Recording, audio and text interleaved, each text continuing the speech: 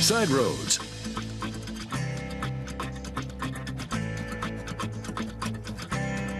Welcome to Side Roads. We're here at Renaissance Park in downtown Chattanooga, right next to Coolidge Park, and this location is an ecological feat. But if these walls could talk, it might be the history that impresses you the most. We're at Renaissance Park. Yep. Plenty of Native American history, plenty of Chattanooga history, but when it comes to Black history and Black History Month, this is a very important piece. Yeah, this is a very important piece. This is the site of Camp Contraband and the first African Americans who left slavery in Georgia and Alabama, southeast Tennessee, and headed to Chattanooga in early 1864. Were put into camps that were located on the north shore of the river, back into what's now Hill City. Unlike other refugee camps that were established by the Union Army during the first part of 1864 and into 1865, this is a pretty well organized camp. The health of the people who were living in the camp was pretty good. The people in the camp were pretty well organized. They organized before the war was over, had even organized church congregations that become the foundation for First Baptist Church here in town. So, you know, there's a lot of coalescing of this black community that becomes so vital and thriving in the late 19th and early 20th century here on the north shore of the river in 1864 and 65. Here in Chattanooga, you had two regiments that were organized out of the people who had come to Chattanooga. So that's 2,000 men nearly joined the Union Army out of the camps here at Camp Contraband. Actually, we're very close to the anniversary of the first troops coming into Chattanooga in 1864. The first regiment of USCT who came in, that's the United States Colored Troops, what they were called at the time, came into Chattanooga from Nashville on January 26 and 27, 1864.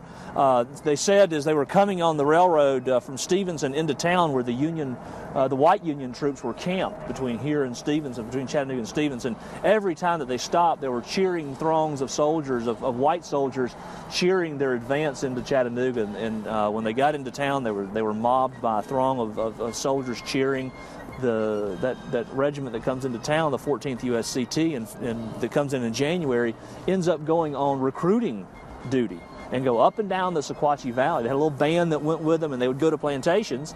It's under Union control now. They'd go to the plantation and say, "You're free, join the Army." And so you get these regiments that are formed here in Chattanooga. Some of the people who were from the camps, some of the people who were recruited from plantations up and down Hamilton Valley and up and down Sequatchie Valley. Now, take us to today. This park is here. It's obviously an ecological feat. It's a beautiful park, beautiful views of Chattanooga.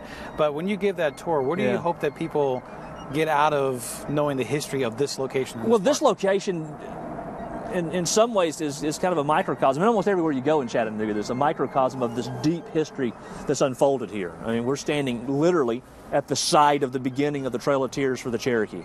We're standing very near some of the town sites that had been here in the Mississippian era.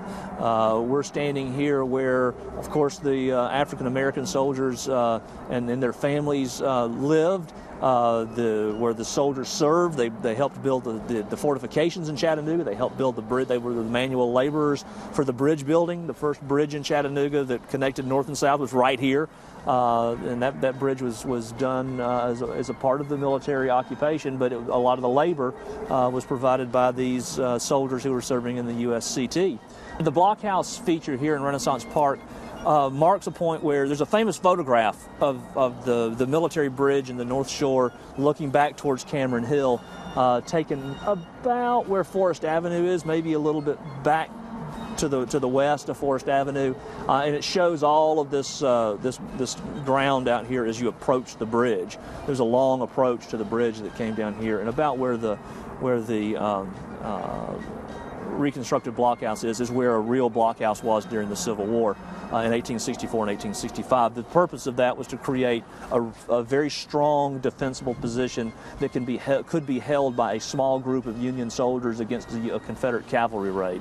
Why is history so important? Because it tells us one very important thing, that people made decisions about where they were going in the future. And to me, thinking about history is thinking about the contingent decisions that people made in time about making the future. People faced the future unknown, and then they created that future. All right, folks, it is Renaissance Park, located just across the Tennessee River from downtown Chattanooga. Really, it's right next door to Coolidge Park there on the North Shore. Check it out, beautiful park, but as you heard there, very historic park as well.